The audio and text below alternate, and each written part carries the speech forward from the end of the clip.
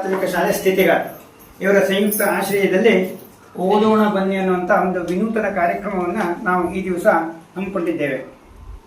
ಓದುವ ಹವ್ಯಾಸ ಬೆಳೆಸೋಣ ಬನ್ನಿ, ಜ್ಞಾನದ ದೀವಿಗೆ ಹಚ್ಚೋಣ ಬನ್ನಿ, ಸಾಹಿತ್ಯದ ಸವಿಯ ಉಣಿಸೋಣ ಬನ್ನಿ, ಕನ್ನಡದ ಕಂಪು ಹರಿಸೋಣ ಬನ್ನಿ ಅಂತ ಹೇಳ್ತಾ ತಮ್ಮನ್ನು ನಾನು ವೇದಿಕೆಗೆ ಆಹ್ವಾನಿಸ್ತಾ ಇದ್ದೇನೆ. ಉದ್ಘಾಟಕರಾಗಿ ಶ್ರೀಯುತ ಎಲ್ ಯು ಭಟ್ರವರು ಆಗಮಿಸಿದ್ದಾರೆ. ಅವರು ನಮ್ಮ ಗುರುಗಳು. ಅವರನ್ನ ಈ ಒಂದು ಸಂದರ್ಭದಲ್ಲಿ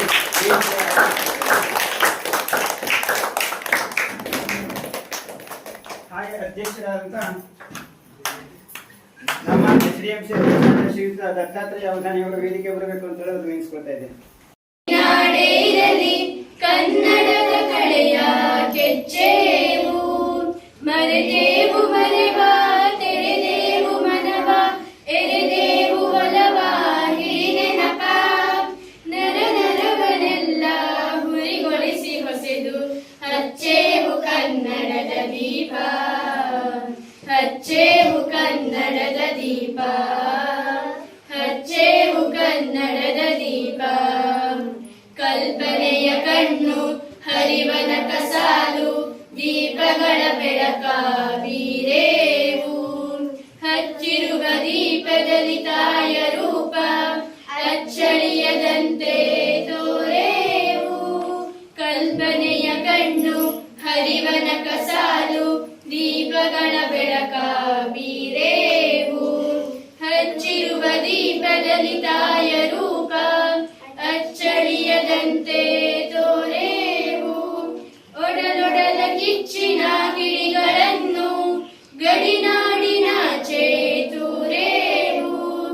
ಒಡಲೊಡಲ ಕಿಚ್ಚಿನ ಗಿಳಿಗಳನ್ನು ಗಡಿನಾಡಿನಾಚೆ ತೂರೇವು. ಹೊಮ್ಮಿರಲು ಪ್ರೀತಿ ಎಲ್ಲಿರುವುದು ಭೀತಿ, ನಾಡೊಲವ ನೀತಿ ಹಿರಿನೆನಪ. ಮನೆ ಮನೆಗಳಲ್ಲಿ ಮನ ಮನಗಳಲ್ಲಿ ಹಚ್ಚೇವು ಕನ್ನಡದ ದೀಪ, ಹಚ್ಚೇವು ಕನ್ನಡದ ದೀಪ, ಹಚ್ಚೇವು ಕನ್ನಡದ ದೀಪ. ನಮ್ಮವರು ಗಳಿಸಿದ ಹೆಸರುಳಿಸಲು ಎಲ್ಲರೂ ಒಂದು ಗೂಡೇವು. ನಮ್ಮೆದೆಯ ಮಿಡಿಯುವಿ ಮಾತಿನಲ್ಲಿ ಮಾತೆಯನ್ನು ಪೂಜೆ ಮಾಡೇವು. ನಮ್ಮವರು ಗಳಿಸಿದ ಹೆಸರುಳಿಸಲು ಎಲ್ಲರೂ ಒಂದು ಗೂಡೇವು. ನಮ್ಮೆದೆಯ ಮಿಡಿಯುವಿ ಮಾತಿನಲ್ಲಿ ಮಾತೆಯನ್ನು ಪೂಜೆ ಮಾಡೇವು. ನಮ್ಮುಸಿರು ತೀಡುವಿ ನಾಡಿನಲ್ಲಿ ಮಾಂಗಲ್ಯ ಗೀತ ಹಾಡೇವು. ನಮ್ಮುಸಿರು ತೀಡುವಿ ನಾಡಿನಲ್ಲಿ ಮಾಂಗಲ್ಯ ಗೀತ ಹಾಡೇವು. ತೊರೆದೇವು ಮರುಳ ಕಡೆದೇವು ಇರುಳ ಪಡೆದೇವು ತಿರುಳ ಹಿಡಿನೆನಪ. ಕರುಳೆಂಬ ಗುಡಿಗೆ ಮಿಂಚನ್ನೆ ಮುಡಿಸಿ ಹಚ್ಚೇವು ಕನ್ನಡದ ದೀಪ, ಹಚ್ಚೇವು ಕನ್ನಡದ ದೀಪ, ಹಚ್ಚೇವು ಕನ್ನಡದ ದೀಪ. ಶಿವ ಬಾರಿಸು ಕನ್ನಡ ಡಿಂಡಿಮವ, ಸತ್ತಂತಿಹರನು ಬಡಿದೆಚ್ಚರಿಸು, ಕಚ್ಚಾಡುವರನು ಕೂಡಿಸಿ ಒಲಿಸು. ಹೊಟ್ಟೆಯ ಕಿಚ್ಚಿಗೆ ಕಣ್ಣೀರ್ ಸುರಿಸು, ಒಟ್ಟಿಗೆ ಬಾಳುವ ತೆರದಲ್ಲಿ ಹರಸು. ಬಾರಿಸು ಕನ್ನಡ ಡಿಂಡಿಮವ, ಓ ಕರ್ನಾಟಕ ಹೃದಯ ಶಿವ.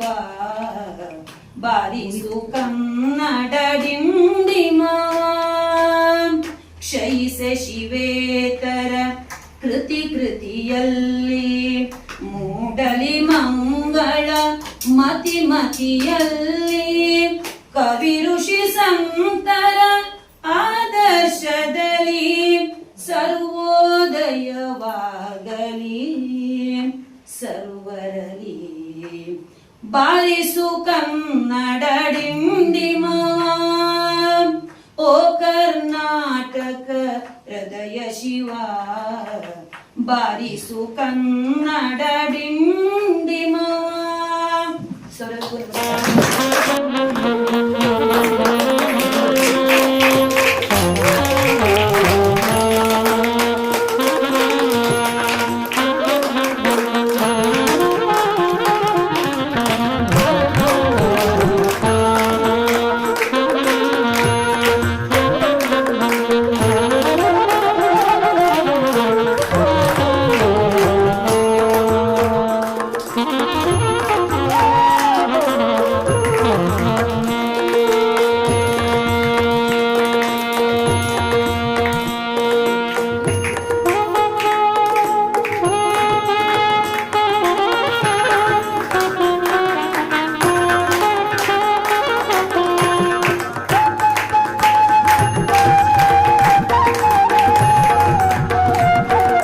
ಆಲೋಚನೆಗಳು ಬರೋದು ಸಹಜವಾಗಿ ಬರ್ತದೆ.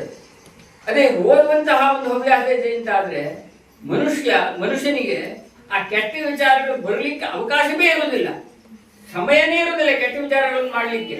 ಯಾಕಂದ್ರೆ ಪುಸ್ತಕಗಳನ್ನು ಒಳ್ಳೊಳ್ಳೆಯ ಪುಸ್ತಕಗಳನ್ನು ಓದುವಂತಹ ಸಂದರ್ಭದಲ್ಲಿ ಅಲ್ಲಲ್ಲಿ ಒಳ್ಳೆಯ ವಿಚಾರಗಳು ಅವನ ಮನಸ್ಸಿನ ಮೇಲೆ ಪರಿಣಾಮವನ್ನು ಬೀರಿ ಜ್ಞಾನವನ್ನು ಹೆಚ್ಚಿಸ್ತದೆ, ಜೊತೆಯಲ್ಲಿ ಬೇರೆಯಿಂದ ಸುಲಭವಾಗಿ ಕಳೀಲಿಕ್ಕೆ ಒಂದು ಅನುಕೂಲ ಉಂಟಾಗ್ತದೆ. ಮೇಲಾಗಿ ಸಾಹಿತ್ಯ ಕವಿಯಂತರಲ್ಲಿ ಆ ಕಡೆ ಈ ಕಡೆ ಎಲ್ಲ ಇದ್ದಾರೆ. ನಿಜವಾಗಿ ಸಾಹಿತ್ಯ ಹೇಳ್ತಕ್ಕಂಥ ಬಹಳ ಮಹತ್ವದ್ದು. ಸಾಹಿತ್ಯ ಹೇಳಿದ ತಕ್ಷಣ ಬೇರೆ ಕಾವ್ಯ ಮಾತ್ರ ಬರೋದು ಅಂತಲ್ಲ, ಲೇಖನ ಬರೆಯುವುದು ಅಷ್ಟೇ ಅಲ್ಲ. ಜ್ಞಾನಕ್ಕೆ ಸಂಬಂಧಪಟ್ಟಂತಹ ಪುಸ್ತಕವನ್ನು ಓದುವುದರಿಂದ ಹಿಡಿದು ಬರೆಯುವ ತನಕ ಎಲ್ಲ ವಿಚಾರಗಳು ಸಾಹಿತ್ಯದಲ್ಲಿಯೇ ಅಡಕವಾಗಿರುವಂತಹದ್ದು.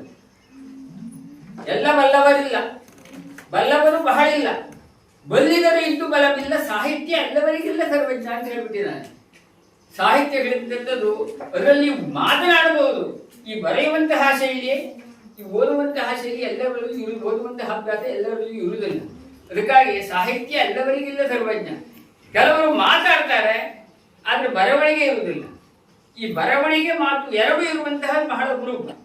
ಅದು ಇದ್ದವರಂತೂ ಇನ್ನು ಹೆಚ್ಚು ಪ್ರಕಾಶಮಾನರಾಗ್ತಾರೆ.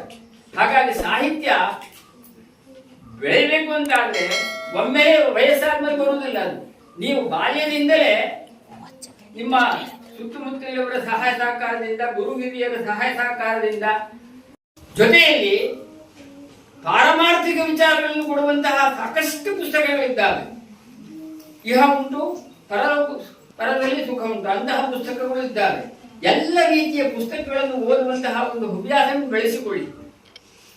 ಮೊಬೈಲ್ ನೋಡಬೇಡ ಅಂತಂದ್ರೆ ದೊಡ್ಡ ಪಾಪದ ಕೆಲಸ ಆಗೋಗ್ತದೆ. ಈಗ ಮೊಬೈಲ್ ನೋಡಬೇಡಿ ಅಂತಂದ್ರೆ ಪಾಪ. ಈಗ ಪರಿಸ್ಥಿತಿ ಹಾಗಾಗಿದೆ. ಜೊತೆಯಲ್ಲಿ ಆರೋಗ್ಯವನ್ನು ನೀವು ಇತ್ತೀಚೆಗೆ ನೋಡ್ತಾ ಇರ್ತಾರೆ, ಮೊಬೈಲ್ ನಿಷೇಧ ಮಾಡಬೇಕು ಕೆಲವರಿಗೆ ಅಂತ.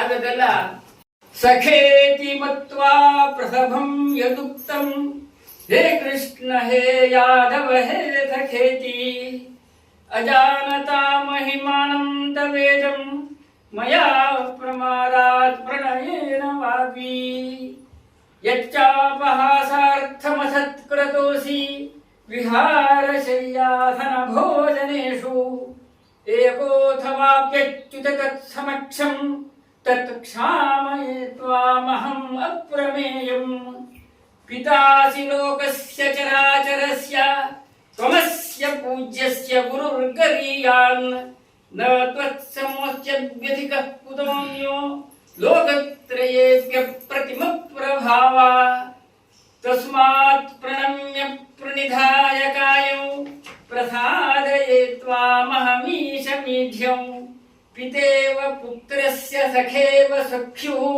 ಪ್ರಿಯ ಪ್ರಿಯಾಯಾರ್ಹಸಿ ದೇವ ಸೋಢುಂ ಪ್ರಿಯ ಪ್ರಿಯಾಯಾರ್ಹಸಿ ದೇವ ಸೋಢುಂ.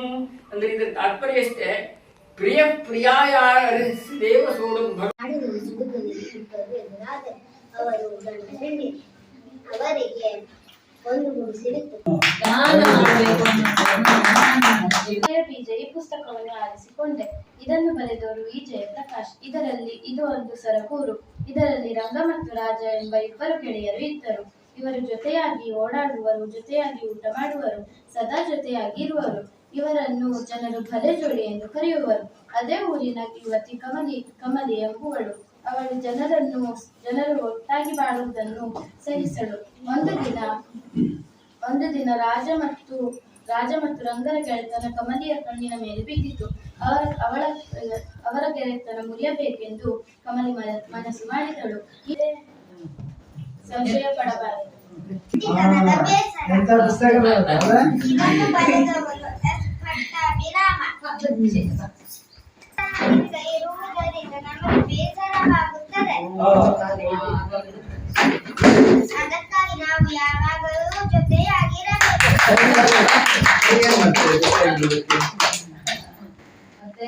ಯಾವ್ಯಾವ್ದ್ರ ಜೊತೆಗಿರ್ಬೋದು? ಮತ್ತೆ ಹೇಳಿ. ಅಲ್ವಾ? ಇದೇನು ಚಿತ್ರಕಲೆ ಜೊತೆಗಿರುತ್ತೆ, ಪುಸ್ತಕದ ಜೊತೆಗಿರುತ್ತೆ, ಶಾಲೆ ಪುಸ್ತಕ, ಕಥೆ ಪುಸ್ತಕ ಅಲ್ವಾ? ಪುಸ್ತಕದ ಜೊತೆಗಿರೋದು ನಿಂಗೆ ಯಾರು ಬೇಕಂತಿಲ್ಲ. ಪುಸ್ತಕದ ಜೊತೆಗಿದ್ರೆ ಶಾಸ್ತ್ರ. ಇದನ್ನು ಬರೆದವರು ಡಾಕ್ಟರ್ ಟಿ.ಎ. ಬಾಲಚಂದ್ರ. ಇದನ್ನು ಈ ಪುಸ್ತಕವನ್ನು ರಚಿಸಿದ ಕಂಪನಿಯ ಹೆಸರು ಸ್ವಪ್ನ ಬುಕ್ ಸ್ಟಾಲ್. ಇದರಲ್ಲಿ ಮಂಗನಿಂದ ಹೇಗೆ ಮಾನವನಾದುದು ಎಂದು ಇದೆ. ಮತ್ತು ಇದರಲ್ಲಿ ವಿಚಿತ್ರ ಪ್ರಾಣಿಗಳು, ಹಾವಿನ ಹುತ್ತ ಮತ್ತು ಇರುವೆಯ ಹುತ್ತ ಮತ್ತು ಪ್ರಾಣಿಗಳ ಚಲನೆ ಇದು ನನಗೆ ತುಂಬಾ ಇಷ್ಟವಾಗಿದೆ. ನಾನು ಇದರೊಳಗೆ ಬೆಳೆದಾಗ ನನಗೆ ಮೈ ಮರೆತೇ ಹೋಯಿತು. ಈ ಪುಸ್ತಕದ ಹೆಸರು ಇಟಲಿಯ ವ್ಯಾಟಿನ್ ಸಿಟಿ. ಇದನ್ನು ಬರೆದವರು ಎಸ್ ಪಟ್ಟಾಭಿರಾಮ. ಇವನ ಹೆಸರು ಜಂಬು. ಇವನ ಚಿಕ್ಕಪ್ಪನ ಹೆಸರು ಗುಣ. ಜಂಬು ಅವನ ರಜಾ ದಿನಗಳಲ್ಲಿ ಇಟಲಿಯನ್ನು ತಿರುಗಲು ಅವನ ಚಿಕ್ಕಪ್ಪನ ಮನೆಗೆ ಬಂದ. ಇಟಲಿಯ ಬಗ್ಗೆ ತಿಳಿದುಕೊಂಡೆ. ಚರಿತ್ರೆ ಎಂಬ ಪುಸ್ತಕವನ್ನು ಓದಿದೆ. ಇದನ್ನು ಬರೆದವರು ಡಾಕ್ಟರ್ ದೇವರಕೊಂಡ ರೆಡ್ಡಿ. ಇದರಲ್ಲಿ ಹೊಯ್ಸಳರು, ಚಾಳುಕ್ಯರು, ಮೌರ್ಯರು, ಶಾತವಾಹನರು ನಮ್ಮ ಕರ್ನಾಟಕವನ್ನು ಆಳಿದ ಬಗ್ಗೆ ಮಾಹಿತಿ ಇದೆ. ಈ ಪುಸ್ತಕವನ್ನು ಓದಿ ನನಗೆ ಕರ್ನಾಟಕವನ್ನು ಆಳಿದ ರಾಜವಂಶದ ಬಗ್ಗೆ ಮಾಹಿತಿ ಸಿಕ್ಕಿತು. ಈ ಪುಸ್ತಕ ನೋಡಿದ್ರೆ ಗೊತ್ತಾಗ್ತದೆ, ಅತ್ಯಂತ ಉತ್ತಮ ಗುಣಮಟ್ಟದ್ದು. ಜೊತೆಗೆ ಇದನ್ನು ಬರೆದಂತ ಎಸ್ ಪಟ್ಟಾಭಿರಾಮ. ಇಷ್ಟು ಅದ್ಭುತವಾಗಿದೆ ಈ ಪುಸ್ತಕ. ನಾವು ಯಾರೇ ಹೈಸ್ಕೂಲು, ಕಾಲೇಜು ಮತ್ತು ಪದವಿಯನ್ನು ಓದೋರಿಗೆ ಕೂಡ ಪೂರಕ ಆಗಿರುವಂಥ ಒಂದು ಪ್ರಬಂಧಗಳು ಇದೆ ಇದರಲ್ಲಿ. ರಾಷ್ಟ್ರೀಯ ಚಿಹ್ನೆಗಳು, ಭಾರತೀಯ ಯುವಶಕ್ತಿ, ಸ್ವಚ್ಛ ಭಾರತ, ಇತ್ತೀಚಿನ ಎಲ್ಲ ಒಂದು ಪ್ರಬಂಧಗಳು ಇದರಲ್ಲಿ. ಇದು ಓದ್ತಾ ಹೋಗುವಾಗ ಖಂಡಿತ ಕೆಲವೊಂದ್ಸಲ ಏನಾಗ್ತದೆ, ಎಲ್ಲವನ್ನ ನಾವು ನೆನಪಿಟ್ಕೊಳ್ಲಿಕ್ಕೆ ಆಗುದಿಲ್ಲ. ಇದು ಇದೆ ಅಂತ ಆದ್ರೆ, ಈ ಪುಸ್ತಕ ನಮ್ಮ ಕೈಯಲ್ಲಿ ಇದೆ ಅಂತ ಆದ್ರೆ, ಇದಿಷ್ಟು ನಮ್ಮ ತಲೆಗಿದ್ದ ಹಾಗೆ ಆ ಸಂದರ್ಭ.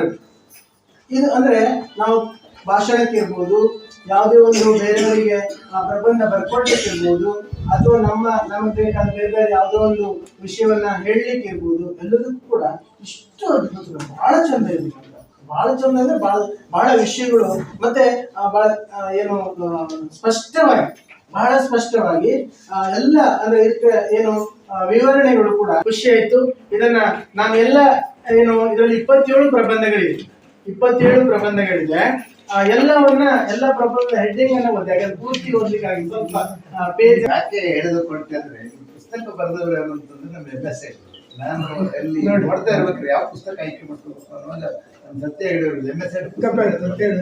ಆಕ್ಚುಲಿ ಪುಸ್ತಕ ನಾವು ಓದಿರಲಿಲ್ಲ. ಇಲ್ಲಿ ಅವರು ಆತ್ಮೀಯರಾಗಿದ್ದರೂ ಕೂಡ ಇದನ್ನು ಓದಿಲ್ಲ. ಬಹಳ ಚಿಂತನಾತ್ಮಕ ಸಂಕಲನಗಳನ್ನ, ಲೇಖನಗಳನ್ನ ಬರೆದಿದ್ದಾರೆ. ಇದು ಅವರು ಬಹಳ 35 ಕಥೆ ಬರೆದಿದ್ದಾರೆ, ಲಲಿತ ಪ್ರಬಂಧಗಳನ್ನ. ಅದು ಮೋಸ್ಟ್ಲಿ ನಾನು ಸ್ಟಾರ್ಟ್ ಮಾಡಿದೆ. ನಾನು ಸ್ವಲ್ಪ ವಿವೇಕಾನಂದ ರಂಗವಲ್ಲೇ ಅಸೆಟ್ ರಂಗ ಮತ್ತು ಸ್ವಲ್ಪ ಅದನ್ನು ಎಲ್ಲ ಸರಿಯಾಗಿ ಅರ್ಥ ಮಾಡ್ಕೊಂಡೇ ಹೋಗ್ತೇನೆ. ಅಷ್ಟು ಪಟ ಹೋಗ್ಬಿಟ್ಟು ಸ್ವಲ್ಪ ಅಷ್ಟು ಬೇಗ ಹೋಗೋದಿಲ್ಲ.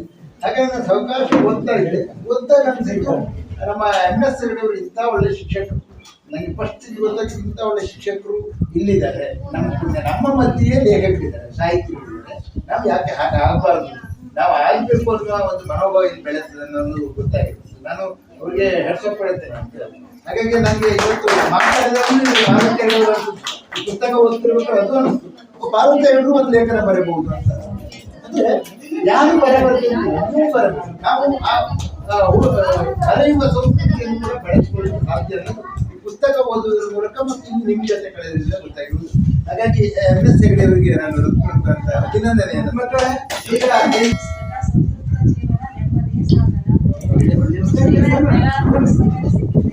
ಇದನ್ನು ಬರೆದವರು ಡಾಕ್ಟರ್ ಸಿ ಆರ್ ಚಂದ್ರಶೇಖರ್ ಅವರು.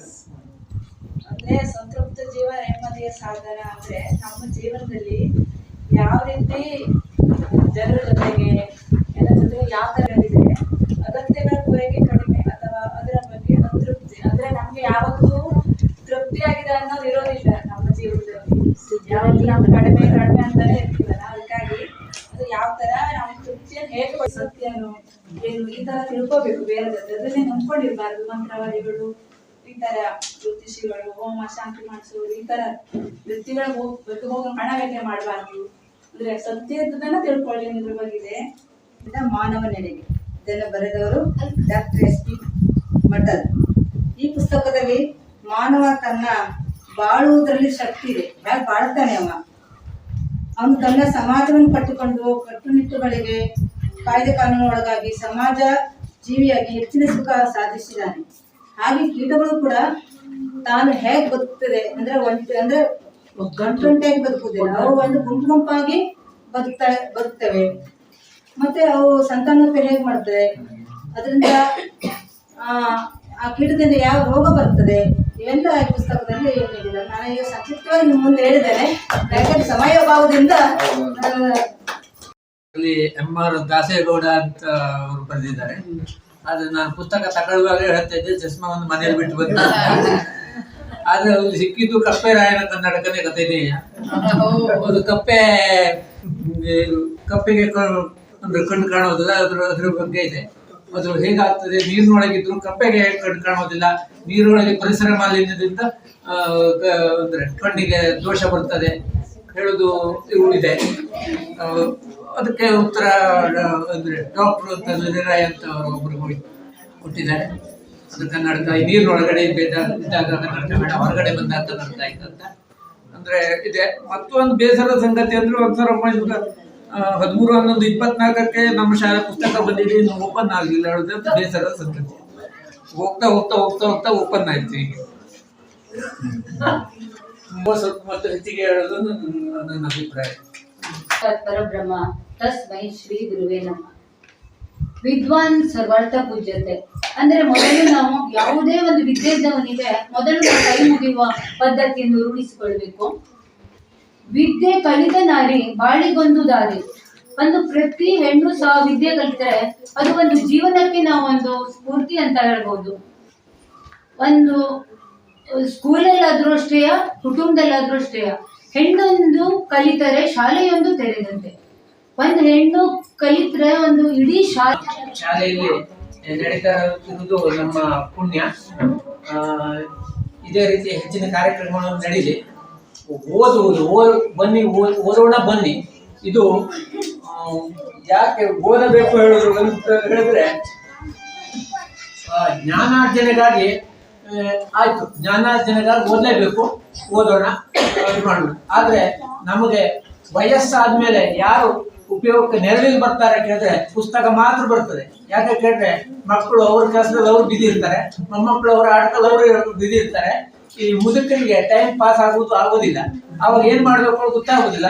ಅವಾಗ ಓದ್ತಾ ಇರುವವನು ಮಾತ್ರ ಬದುಕ್ತಾನೆ, ಗಟ್ಟಿಯಾಗಿ ಬದುಕ್ತಾನೆ. ಇಲ್ಲಾದ್ರೂ ಬದುಕ್ಲಿಕ್ಕೆ ಆಗೋದಿಲ್ಲ ಈಗಿನ ಕಾಲದಲ್ಲಿ. ಯಾಕೆಂದ್ರೆ ಅವಾಗ ಟಿವಿನೂ ಅವರಿಗೆ ಕರ್ಕಶವಾಗಿ ಕೇಳಿಸ್ತದೆ, ಮೊಬೈಲ್ ನೋಡ್ಲಿಕ್ಕೆ ಕಣ್ಣು ಕಾಣೋದಿಲ್ಲ, ಇದು ಮಾಡ್ಲಿಕ್ಕೆ ಆಗೋದಿಲ್ಲ. ಆದ್ರೆ ಪುಸ್ತಕವನ್ನ ಓದ್ತಾ ಇದ್ರೆ, ಶಾಂತ ರೀತಿಯಲ್ಲಿ ಕೂತ್ಕೊಂಡು ಪುಸ್ತಕ ಓದಿದ್ರೆ ಅವನು ತನ್ನ ವಯಸ್ಸನ್ನ ಆರಾಮಾಗಿ ಕಳೀತಾನೆ. ಹಾಗಾಗಿ ಹೆಚ್ಚೆಚ್ಚು ಓದ್ಬೇಕು. ನಾವು ಸಣ್ಣವರು ಇರುವಾಗ ಒಂದು ಕಥೆ ಪುಸ್ತಕ ತರಲಿಕ್ಕೆ ನಾವು ಅರಂಡಿ ಹೈಸ್ಕೂಲಿಗೆ ಹೋಗಿ ಬಂದ್ಕೊಂಡೆ 5 ಗಂಟೆ ನಂತರ ನಡ್ಕೊಂಡು ಬಂದ್ಕೊಂಡು ಬಾಲಮಂಗಳ ಬರ್ತಿತ್ತು, ತರ್ಲಿಕ್ಕೆ ಅರ್ಜಿ ಬಿಟ್ಟು ಹೊಲಕ್ಕೆ ಓಡೋಗ್ತಿದ್ರು, ಅಷ್ಟು ಓದ್ತಿದ್ರು. ಈಗ ಯಾರು ಓದೋದಿಲ್ಲ, ಓದು ತಂದುಕೊಡೋದೇ. ಮತ್ತೆ ಪುಸ್ತಕ ಇದನ್ನು ಬರೆದವರ ಹೆಸರು ಉಷಾ ಬಾಬುರಾಜ್. ಅರಸ ಶೂರ ಸೇನ ರಾಜನಾಗಿ ದೀಪಗಳನ್ನು ಜನರಿಗೆ ನೀಡುತ್ತೇನೆ. ಪ್ರವಾಸ ರಷ್ಯಾ ಪ್ರವಾಸ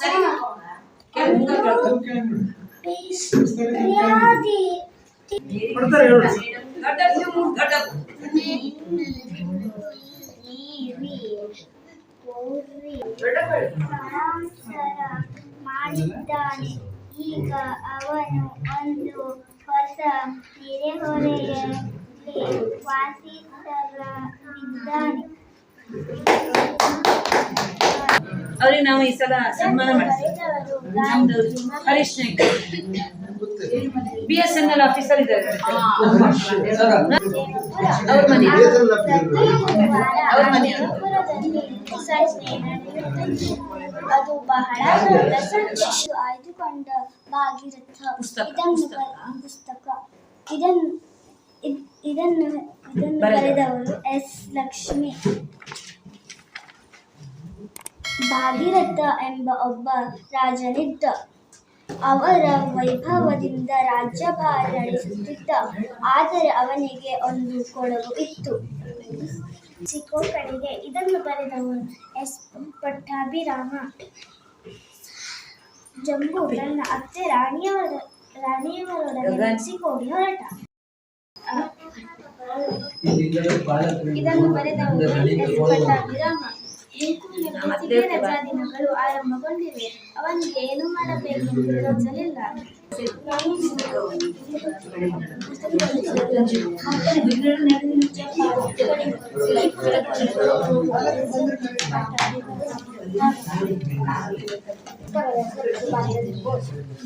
ಸುಭಾಷ್ ಚಂದ್ರ ಬೋಸ್ ಒಳ್ಳೆಯ ಶಿಕ್ಷಣವನ್ನು ಪಡೆದರು. ಅವರು 1913ರಲ್ಲಿ ಮೆಟ್ರಿಕ್ ಮುಗಿಸಿದರು. ಆಗ ಅವರಿಗೆ 16 ವಯಸ್ಸಾಗಿತ್ತು. ಹೆಸರು ಬುದ್ಧಿಗಣಿತ ಜಮೀನ್ದಾರ. ಇದನ್ನು ಬರೆದನು ಪಂಡಿತ್ ರಾಮಕೃಷ್ಣ. ಒಂದು ಕಾಲದಲ್ಲಿ ರತೇವಿಯಾದಲ್ಲಿ ಒಬ್ಬ ಜಮೀನುದಾರನಿದ್ದ. ಆತ ನಿರ್ದಯಿ, ಮಹಾಪಟುಕ. ಅವನಿಗೆ ತುಂಬಾ ಜಮೀನು ಇತ್ತು. ಶ್ರೀನಿವಾಸ ಮೂರ್ತಿ. 2,500 ವರ್ಷಗಳಿಗೂ ಹಿಂದೆ ಸಿದ್ಧಾರ್ಥ ಹುಟ್ಟಿದ. ಅವನು ಹುಟ್ಟಿದ್ದು ಹಿಮಾಲಯದ ತಪ್ಪಲಲ್ಲಿ ಕಪಿಲವಸ್ತು ಎಂಬ ಕಡೆ. ರಾಜಕುಮಾರನಿಗೆ ಹುಟ್ಟಿದ ಸಿದ್ಧಾರ್ಥ ಜೀವಿಗಳ ಕಷ್ಟ ನೋಡಿದ. ಅರಮನೆಯಲ್ಲಿ ಸುಖ ಕಾಣದೆ ಸನ್ಯಾಸಿಯಾಗಿ ಅಲೆದಾಡಿದ. ಜೀವಿಗಳ ಕಷ್ಟದ ಕೊನೆ ಹುಡುಕುತ್ತಾ ತಪಸ್ಸು ಮಾಡಿದ. ಎಷ್ಟೋ ವರ್ಷದ ಅಲೆದಾಟ, ಹುಡುಕಾಟ, ತಪಸ್ಸು ಆದ ಮೇಲೆ ಬೋಧಿ ಎಂದರೆ ಜ್ಞಾನ ಪಡೆದ ಬುದ್ಧನಾದ.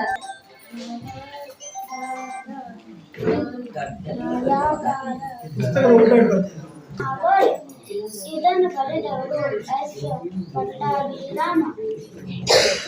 ಮಿಂಟು ತನ್ನ ತಾಯಿ ತಂದೆಯರ ಜೊತೆ ಈಜಿಪ್ಟ್ಗೆ ಹೊರಟ.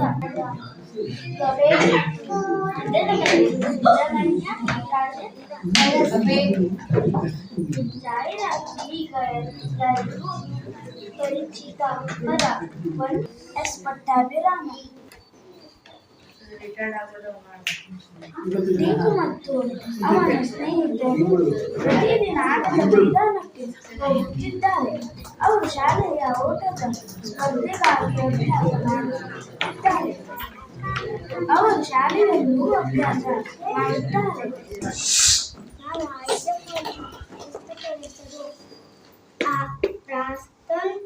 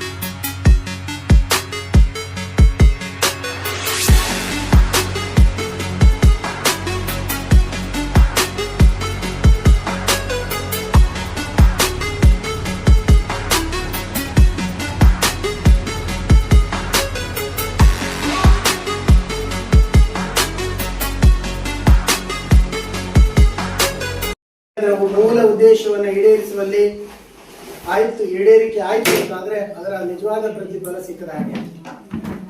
ಇಷ್ಟು ಚಟುವಟಿಕೆಯನ್ನು ಮಾಡಿದಾಗ ಕೊನೆಗೆ ತಾನು ಓದ್ತೆ ಅಂತ ಬಂದ್ರಲ್ಲ, ಇದಕ್ಕೆ ಮೂಲ ಅಂಶವೇ ಇದೆ. ತಾನು ಓದ್ತೆ ಅಂತ ಬಂದ್ರಲ್ಲ, ಆದ್ರೆ ಎಲ್ಲರೂ ಓದಿದ್ರು, ತಾನು ಓದ್ಬೇಕು. ಇಲ್ಲಿ ಯಾವುದೂ ಬರಲಿಲ್ಲ, ಮತ್ತೆ ಇಲ್ಲಿ ಏನು ಬೇರೆ ಏನು ಬರಲಿಲ್ಲ. ಇಲ್ಲಿ ಬಂದಿದ್ದು ಓದ್ಬೇಕು ಅನ್ನುವಂಥದ್ದು. ಇದು ನಿಮ್ಗೆಲ್ರಿಗೂ ಗೊತ್ತು. ಮನೆಯಲ್ಲಿ ಸಂಗೀತ ಕಾರ್ಯಕ್ರಮಗಳನ್ನ ನಡೆಸೋರು ಇದ್ದಾರೆ ಅಂತಂದ್ರೆ ಆ ಮಕ್ಕಳು ಸಂಗೀತವನ್ನು ಕಲಿತಾರೆ. ಯಕ್ಷಗಾನದಲ್ಲಿ ಇದ್ದಾರೆ ಅಂತಂದ್ರೆ ಯಕ್ಷಗಾನವನ್ನು ಕಲಿತಾರೆ. ನಾಟಕದವ್ರು ಇದ್ದಾರೆ, ನಾಟಕವನ್ನು ಕಲಿತಾರೆ. ಒಪ್ತಿರೋದನ್ನ ಚಿತ್ರಕಾರ ಇದ್ದಾರೆ, ಚಿತ್ರಕಲೆ ಕಡೆಗೆ ಒಲವು ಇರ್ತದೆ. ಮೂರ್ತಿ ಮಾಡೋರಿದ್ದಾರೆ, ಮೂರ್ತಿಯನ್ನ ಮಾಡುವಂತ ವಿಭಾಗದಲ್ಲಿ ಅವರ ಆಸಕ್ತಿಯನ್ನು ತೋರಿಸ್ತಾರೆ. ಎಲ್ಲದಕ್ಕೂ ಮೂಲ ಕಾರಣ ನಾವೇನ್ ಮಾಡ್ತೇವೋ ಅದು ಪ್ರತಿಫಲವನ್ನ ನೀಡ್ತದೆ ಅನ್ನೋದು ಸತ್ಯ. ಇದು ಎಲ್ರಿಗೂ ಗೊತ್ತು. ಆದ್ರೆ ಅದು ಆಗ್ತಾ ಇದೆಯಾ ಅಂತ ನೋಡಿದ್ರೆ ಆಗ್ತಾ ಇಲ್ಲ ಅಂತ ನಾವು ಅಂದ್ಕೊಳ್ತಾ ಇದ್ದೇವೆ.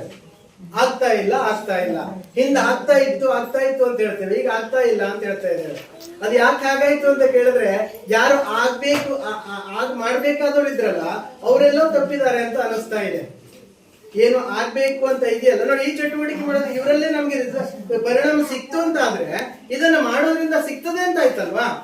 ಈಗ ಇಲ್ಲಿ ಮೂಲ ಉದ್ದೇಶ ನಾನಲ್ಲಿ ವಿದ್ಯಾರ್ಥಿಗಳು, ಪಾಲಕರು, ಶಿಕ್ಷಕರು, ಸಮುದಾಯದವರು ಅಂತ ಹಾಕಿದ್ದೆ ನಾನು. ಯಾಕೆ ಅಂತಾದ್ರೆ ಇಡೀ ಸಮುದಾಯದಲ್ಲೂ ಕೂಡ ಓದುವಿಕೆಯ ಮಹತ್ವವನ್ನ ಸಾರ್ಲಿಕ್ಕಾಗಿ, ಮಹತ್ವವನ್ನ ತಿಳಿಸ್ಲಿಕ್ಕಾಗಿ ಇಡೀ ಸಮುದಾಯದವರಿಗೂ. ಯಾಕೆಂದ್ರೆ ನಾವು ಮಕ್ಕಳ ಹತ್ರ ಕುತ್ಕೊಂಡು ಓದು ಅಂತ ಹೇಳುವಾಗ ದೊಡ್ಡವರು ಅದು ಎಷ್ಟು ಕಷ್ಟ ಅನ್ನೋದನ್ನ ಅರ್ಥ ಮಾಡ್ಕೋಬೇಕು ಅನ್ನೋ ಕಾರಣಕ್ಕಾಗಿ. ಈಗ ಇಲ್ಲಿ ನಾವೀಗ 5 ನಿಮಿಷ ಓದುವಾಗಲೇ ಏನೋ ನಾವೆಲ್ಲ ಸ್ಪಷ್ಟವಾಗಿ ಮಾತಾಡೋದಾದ್ರೆ 5 ನಿಮಿಷ ಪಕ್ಕ ಓದಿದೇವೆ ಅಂತ ಕೇಳಿದ್ರೆ ನಮ್ಗೆ ಗೊತ್ತು ಉತ್ತರ, ನಮ್ಗೆ ಮಾತ್ರ ಗೊತ್ತು ಅಲ್ವಾ. ಅದು ಓದಿದ ಮೇಲೆ ಎಷ್ಟು ತಿಳ್ಕೊಂಡೇವೆ ಅಂತ ನೋಡಿದ್ರೆ ಅದು ನಮಗ್ ಮಾತ್ರ ಗೊತ್ತು, ಓದೋರಿಗೆ ಮಾತ್ರ ಗೊತ್ತು. ಮಕ್ಕಳೇ, ಓದುವಿಕೆಗೆ ದೊಡ್ಡವರು ಕೂಡ ಗಮನಿಸಬೇಕಾದ ಬಹಳ ಮುಖ್ಯವಾದ ಅಂಶವನ್ನು ನಾವು ಗಮನಿಸಬೇಕು. ಓದುವಿಕೆಯಲ್ಲಿ ಎಲ್ಲರೂ ಮೌನವಾಗಿ ಓದ್ತಾ ಇದ್ರು, ಕೆಲವು ಮಕ್ಕಳು ಬಾಯಿ ಬಿಟ್ಟು ಓದ್ತಾ ಇದ್ರು. ಅಂದ್ರೆ ಓದುವಿಕೆಯಲ್ಲಿ 2 ವಿಧ, ಒಂದು ಬಾಯ್ದರೆ ಓದು, ಮೌನ ಓದು ಅಂತೇಳಿ ಅಲ್ವಾ. ಹಾಗಾಗಿ ಆ 2 ವಿಧದಲ್ಲಿ ಕೆಲವರು ಬಹಳ ದೊಡ್ಡದಾಗಿ ಓದ್ತಾರೆ. ಯಾಕಂದ್ರೆ ಅವ್ರು ರೂಢಿನ ಹಾಗೆ. ಅದು ಕೂಡ ಒಂದು ಓದುವ ಕ್ರಮನೇ, ಅದು ಕೂಡ ತೊಂದರೆ ಏನೂ ಇಲ್ಲ. ಆದ್ರೆ ಮೌನ ಓದು ಹೆಚ್ಚು ಜನ ಪಾಲಿಸುವಂತದ್ದು, ಹೆಚ್ಚು ಪರಿಣಾಮಕಾರಿಯೂ ಕೂಡ ಹೌದು. ಹಾಗಾಗಿ ಈ 2 ಓದುವ ವಿಧ. ಮತ್ತಲ್ಲಿ ಓದುವಿಕೆಯ ಸಂದರ್ಭ ಹೇಗಿರ್ಬೇಕು ಅಂತ ನೋಡಿದ್ರೆ, ನಿಮ್ಗೆ ಓದುವಿಕೆಯ ಸಂದರ್ಭ ವ್ಯವಸ್ಥೆ ಹೇಗಿರ್ಬೇಕು ಅಂತ ನೋಡಿದ್ರೆ ಬಹಳ ಸ್ಪಷ್ಟವಾಗಿ ನಾವು ಗಮನಿಸಬೇಕು. ಒಂದನೆಯದು ಹೆಚ್ಚು ಸಮಯ ಕೂತ್ಕೊಳ್ಳಿಕ್ ಬರ್ಬೇಕಂತೆ. ಓದುವ ಮೊದಲ ಅಂಶ ಇದನ್ನ ನೆನ್ಪಿಟ್ಕೋಬೇಕು. ಹೆಚ್ಚು ಕೂತ್ಕೊಂಡಿಲ್ಲ ಅಂತ ಆದ್ರೆ ಏನ್ ಓದ್ತಾನೆ ಅವನು, ಹೆಚ್ಚು ನಿಂತ್ಕೊಂಡ್ರೆ ಕಾಲು ನೋವು ಬರ್ತದೆ. ಹೆಚ್ಚೊತ್ತು ಕೂತ್ಕೊಳ್ಳಿಕ್ಕೆ, ಹೆಚ್ಚು ಸಮಯ ಕೂತ್ಕೊಳ್ಳಿಕ್ಕೆ ಗೊತ್ತಾಗಬೇಕಂತ. ಎರಡನೇದು ನಾವೇನು ಓದುವ ಸ್ಥಳ ಇದೆಯಲ್ಲ, ಓದುವ ಸ್ಥಳ ಪೂರ್ಣ ಪ್ರಮಾಣದಲ್ಲಿ ಬೆಳಕು, ಗಾಳಿಯಿಂದ ಒಳಗೊಂಡಿರಬೇಕು.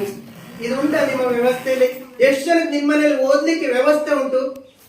ಎಷ್ಟು ಮನೆಯಲ್ಲಿ ಓದ್ಲಿಕ್ಕಾಗಿ ವ್ಯವಸ್ಥೆಗಳು ಉಂಟು? ಒಂದು ಟೇಬಲ್ ಅಥವಾ ಒಂದು ಕಡೆ ನಿಮ್ಗೊಂದು ವ್ಯವಸ್ಥೆ, ಮಕ್ಕಳ ಓದುವ ಸ್ಥಳ, ನೀವು ಓದುವ ಸ್ಥಳ ಅಂತ ಎಷ್ಟು ಮನೆಯಲ್ಲಿ ಉಂಟು? ಇದೆಯಾ? ಕೈ ಎತ್ತಿ ನೋಡೋಣ, ಕೈ ಎತ್ತಿ. ಓದ್ಲಿಕ್ಕಾಗಿ ವ್ಯವಸ್ಥೆ ನೋಡಿ. ನಾವಿನ್ನೊಂದು ಗೊತ್ತಾ, ಎಷ್ಟು ಗಂಭೀರತೆ ಇದು. ಬಹಳ ಪರಿಣಾಮಕಾರಿ ಅಂಶವನ್ನು ಗಮನಿಸಬೇಕಾಗಿದೆ.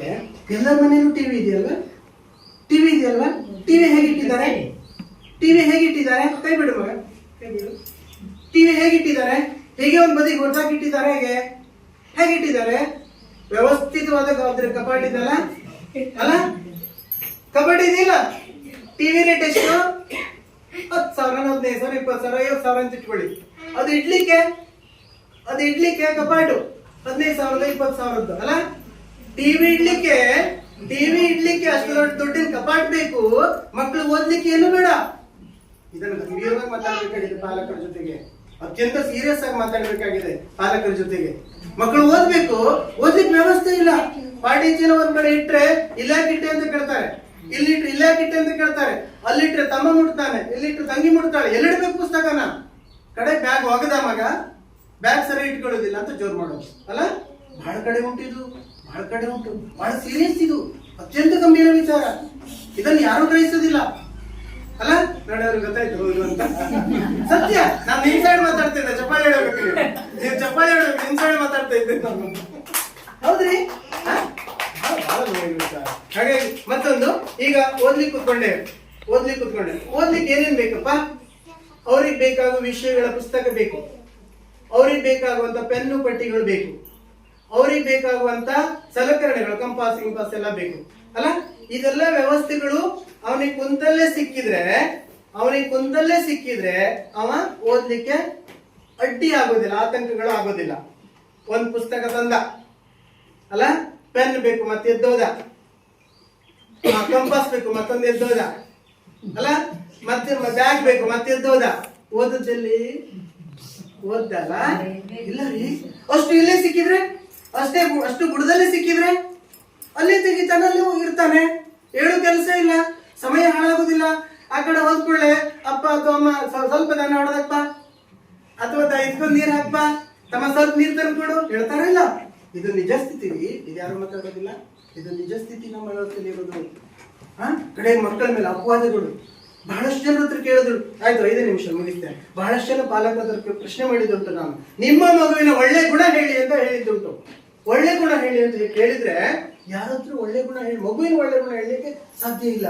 ಮಗುವಿನ ಲೋಪ ಹೇಳಿ ಅಂತ ನಾವು ಕಿಲಾಡಿ, ಅವ ಓದುದಿಲ್ಲ, ಅವ ಹಾರ್ತಾನೆ, ಇವ್ ಚೂಡ್ತಾನೆ, ತಂಗಿ ತೊಂದರೆ ಕೊಡ್ತಾನೆ, ಎಷ್ಟು ಇದು ಲೈನು, ಎಷ್ಟು ಪಾಯಿಂಟ್ಗಳು, ಯಾಕೆ ಹಾಗೆ ಮಾಡ್ತಾನೆ? ಈಗ ಮೊಬೈಲ್ ಹಿಡ್ಕೊಂಡಿದ್ದಾರೆ ಮಕ್ಕಳು, ಈಗ ಮೊಬೈಲ್ ಮಕ್ಕಳ ಕೈಯಲ್ಲಿ ಇದೆಯಾ? ಇಲ್ಲ, ಯಾಕಿಲ್ಲ? ಈಗ ಬಿಸಿ ಇದ್ದಾರೆ ಅವರು, ಈಗ ಬಹಳ ಏನು ಇದರಲ್ಲಿದ್ದಾರೆ, ಏನು ಚಟುವಟಿಕೆಯಲ್ಲಿದ್ದಾರೆ. ಹಾಗಾಗಿ ಮೊಬೈಲ್ ಕೊಟ್ಟರು ಬಳಸೋಕೆ ಆಗೋದಿಲ್ಲ ಅವರಿಗೆ. ಎಲ್ಲಿ ಖಾಲಿ ಇರ್ತಾರೋ ಅಲ್ಲಿ ಮೊಬೈಲ್ ಹಿಡಿತಾರೆ, ನೆನ್ಪಿಟ್ಕೊಳ್ಳಿ. ಆಟಕ್ಕೆ ಹೋಗೋ ಮೊಬೈಲ್ ಹಿಡಿತಾರೆ, ಎಕ್ಸಾಮ್ ಅಂತ ಮೊಬೈಲ್ ಹಿಡಿತಾರೆ ಇಲ್ಲ. ಇಷ್ಟೇ ಇರುದು. ಮಕ್ಕಳನ್ನ ಸಂಗೀತದಲ್ಲೋ ಬೇರೆ ಬೇರೆ ಚಟುವಟಿಕೆಯಲ್ಲೋ ಚಿತ್ರಕಲೆಯಲ್ಲೋ ಬೇರೆ ಬೇರೆ ವ್ಯವಸ್ಥೆ ತೊಡಗಿಸಿದ್ರೆ ತನ್ನಷ್ಟೇ ಮೊಬೈಲ್ ದೂರ ಆಗ್ತದೆ. ಹಾಗಾಗಿ ಈ ಮಕ್ಕಳೇ, ನೀವು ಓದುವಿಕೆ ಇದೆಯಲ್ಲ ಅತ್ಯಂತ ದೊಡ್ಡ ಆಸ್ತಿಯನ್ನು ಗಳಿಸಿದ ಹಾಗೆ. ಜಗತ್ತನ್ನ ಗೆಲ್ಲಿಕ್ಕೆ ಬಹಳ ಮುಖ್ಯವಾದ ಬೇಕಾಗಿದ್ದು ಜ್ಞಾನ, ಅದು ಬಿಟ್ಟು ಬೇರೆ ಏನೂ ಇಲ್ಲ. ಹಾಗಾಗಿ ಅಂತ ಜ್ಞಾನವನ್ನು ಸಂಪಾದಿಸುವಂತ ನೀವು ಕೆಲಸವನ್ನ ಮಾಡಿದ್ರೆ ಜಗತ್ತಲ್ಲಿ ನೀವು ಸೂಪರ್ ಆಗ್ತೀರಿ. ಓದೋದ್ರಿಂದ ಏನೇನ್ ಲಾಭ ಇದೆ ಓದೋದ್ರಿಂದ ಹೇಳ್ಬೋದಾ? ಏನೇನ್ ಲಾಭ ಇದೆ? ಏನ್ ಲಾಭ ಇದೆ? ಒಳ್ಳೆ ಉದ್ಯೋಗ ಸಿಗುತ್ತದೆ. ಉದ್ಯೋಗ ಆದ್ಮೇಲೆ ಏನ್ ಲಾಭ ಇದೆ? ಜ್ಞಾನ ಸಿಗ್ತದೆ, ಜ್ಞಾನ ಸಿಗ್ತದೆ. ಮತ್ತೆ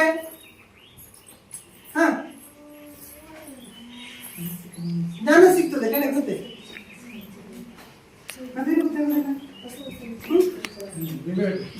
ಕಥೆ ಪುಸ್ತಕ ಎಲ್ಲ ಓದುವಾಗ ಮನಸ್ಸಿಗೆ ಸಂತೋಷ ಆಗುತ್ತೆ, ನಮ್ಗೆ ಖುಷಿ ಸಿಗ್ತದೆ.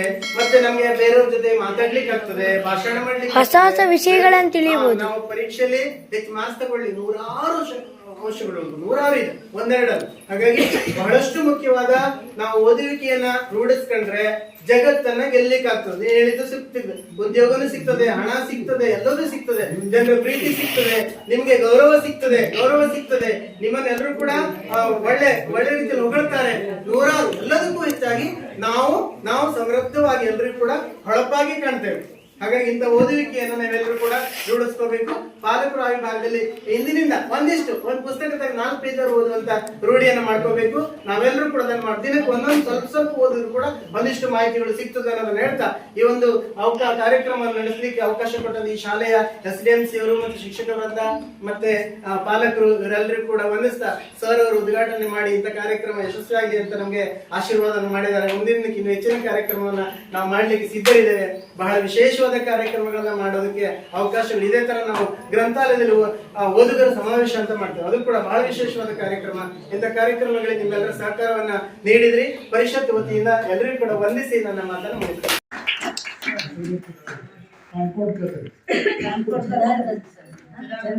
ಜನಾರ್ದನ್ ಸರ್ ಇವರು ಕೂಡ ನಮ್ಮ ಓದೋಣ ಬನ್ನಿ ಕಾರ್ಯಕ್ರಮಕ್ಕೆ ಆಗಮಿಸಿ ಕಾರ್ಯಕ್ರಮವನ್ನು ಚೆನ್ನಾಗಿ ನಡೆಸಿಕೊಟ್ಟಿದ್ದಾರೆ. ಇವರು ಕೂಡ ಕಾರ್ಯಕ್ರಮವಾಗಿ ಧನ್ಯವಾದಗಳನ್ನು ಸಲ್ಲಿಸುತ್ತೇನೆ.